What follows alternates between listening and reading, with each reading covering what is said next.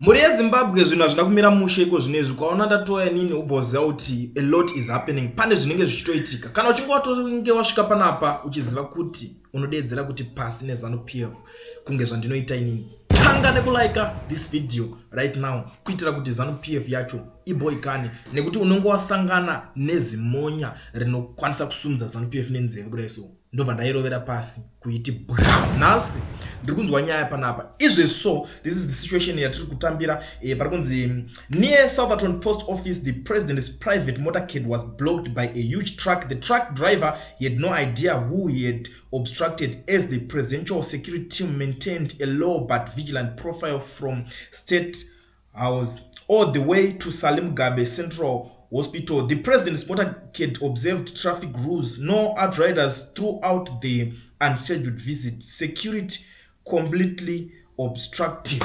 Ndo mashoko aripo kuti motorcade yava Mnangagwa yanga yavharirwa yablockwa nezi truck unongoziva kuti panoloka road yo inoloka saka unoziva zviya zvekuti unongoita mavhidzi esurprise kungori kana wangoti vakomana ngatimutse motorcade tinange pakati timbononingirina ndo zvinhu zvinhu zvakataurika saka hapana munhu wekuti panga pagara patokuudzwa zviya zvinongoitika dzimwe road vachimhanya kuti road yakati musi wakati apa mirwe kuri kuendwa vanogara vaisa vakomana vanogara vakachenesa road kudhara vakatirambidza vanhu vanoita se vanoloka muroad imomo but apa zvinhu zvokuti zvangoitika unexpected ndo mataurirwa zviri kuitwa inini zvangu nekungwarisa kwangu chindururani changu chekuda kuonera zvinhu stereki ndinenge ndiri munhu wekuti handikurumidze kubhilivha pakaitika something pfungwa dzangu dzinokakata kufunga kuti is this not a public stand kuti zvingonzi aiwa he's a listening president is not living ari on top of everyone zvinoita vamwe mapresidents kuti anototeererawo akasvika road yakaloka motorcade yake inototeererawo yotanga kufamba mbijana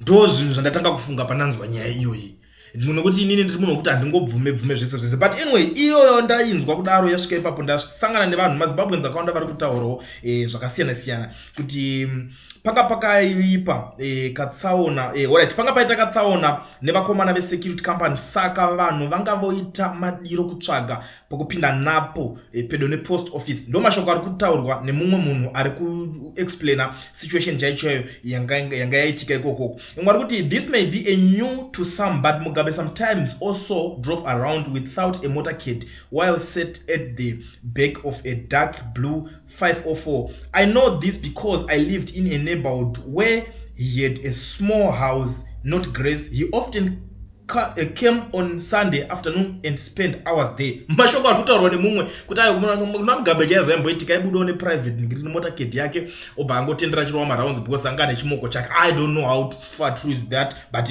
you know maZimbabweans tine freedom of speech, freedom after speech, freedom yekutaura zvese saka tinongoti aiwa zvinokwanisa kunge zviri kuitika mashoko ari kutaurwa nemumwe mora kuti zvoni if the president can observe traffic rules of which he allowed to override, why does he not observe electoral rules which he mandated to observe? Because you, Jamanda, you are painting the president as a good observer.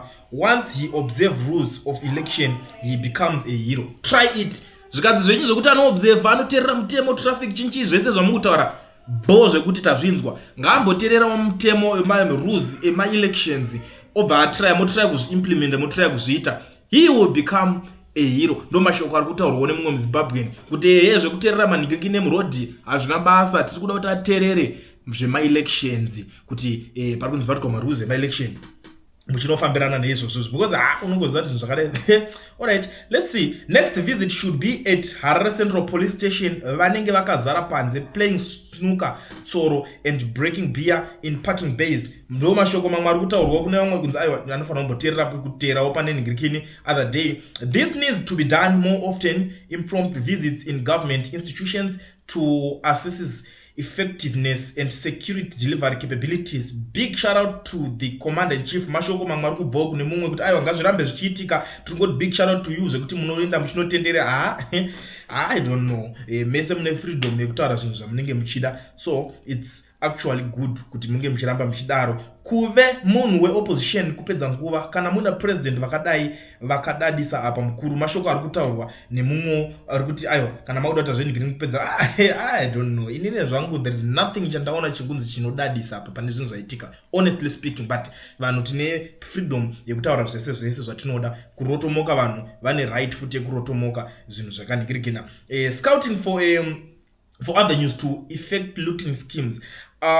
Clinics and hospitals capacitated with equipment and medical supplies. Now that he made a visit to our institution, in which population he made a cry for a decade by now, we should see medicines and equipment flocking in Wusi. Ndo mashoko ari kubvawo kune mumwe munhu ari kutaurawo panapa.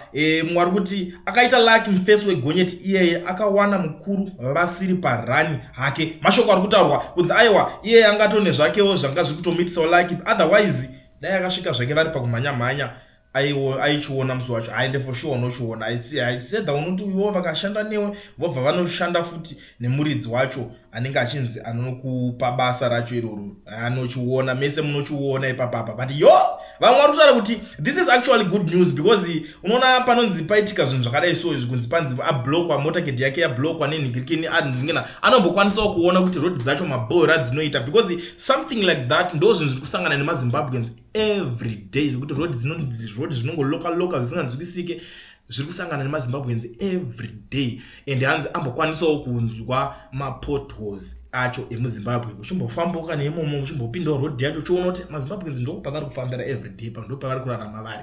But inini zvangu am not moved nenyaya dzakaita seidzodzo, because ukatona zvatodai vakomana vacho vanototi komana ngande timbonodadisa tikanobudikira tiri kuhospital totoratidza mazimbabweans maphotos mifananidzo, because kana zvazviri izvozvo aiwa makamera dzanga asingafaniri kuya taifanira tozonzwa neguwa kuti avambofaniri kuwarira hospital, but tora mapictures kubhilivisa social media toteerera isusu tinoenda kuzvipatara tichionawo zvipatara zvacho wani tinovhizita tinodaiso futi tinomira mumatraffic ngirikini kana kuchinge kwakaloka.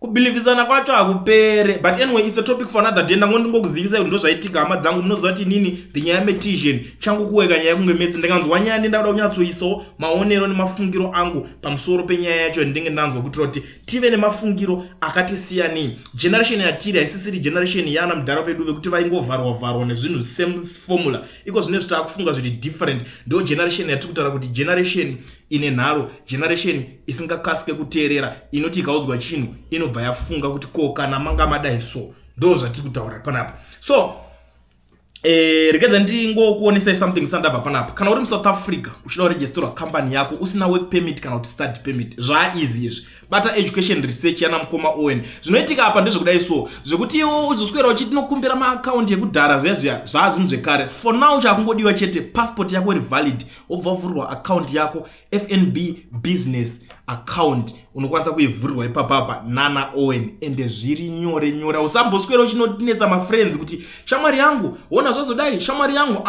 iwo chakungodiwa chete papapa kungonosvika ngoti ndivhurire yangu bank account wakutotambirira salary yako wakutowana zvinhu zvako imomo. Company yawo anayo, usarwadziwe nevamwe vari kupuwa matenda nema subcontract iwo kana usina kuningirikina. Register yako wozotanga kunotrya uchifamba uchiti ndine company ndoda chakadai so. You never know life tomorrow. Unozonditenda mangwana ungwa kutowa kutonditengera drink kuti clean things wakandionesa diri. Saka bata Owen izvozvo panhamba idzidzi hakuvhurire FNB business account yako nepassport chete usina payment kana study permit, company inobva yatoregistrwa ipapo. Chero uri gadi unoona uzongodhila futi ukatodidi kana kutotora imba wototora force wotorendesera kana vana vemunomu. Even if you're outside South Africa zvina need kuti uende kuna Owen, iwo chako kototi kungomusendera zvaari kuda ma details anenge achida zvese mongotaurirana panhamba dzake idzodzidzi. Saka igara maita sekudaro mogara mabatsirikana nguva ichiripo. For now let me disappear.